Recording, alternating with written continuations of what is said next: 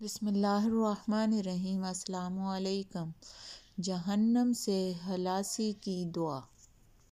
جہنم سے خلاصی کے لیے فجر اور مغرب کی نماز کے بعد 7 مرتبہ یہ دعا پڑھیں۔ اللہم اجرنی من النار، اے اللہ مجھے جہنم سے بچا لے۔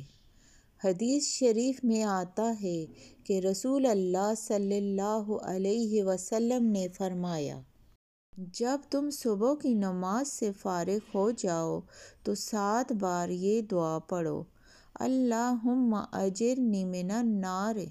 اگر تم نے یہ دعا پڑھ لی اور اس دن تمہاری وفات ہو گئی تو تمہارے لیے جہنم کی آگ سے آزادی لکھ دی جائے گی۔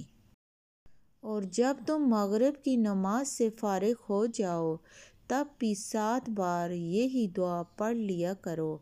اگر تم نے یہ دعا پڑھ لی اور اس رات تمہاری وفات ہو گئی تو تمہارے لیے جہنم کی آگ سے آزادی لکھ دی جائے گی۔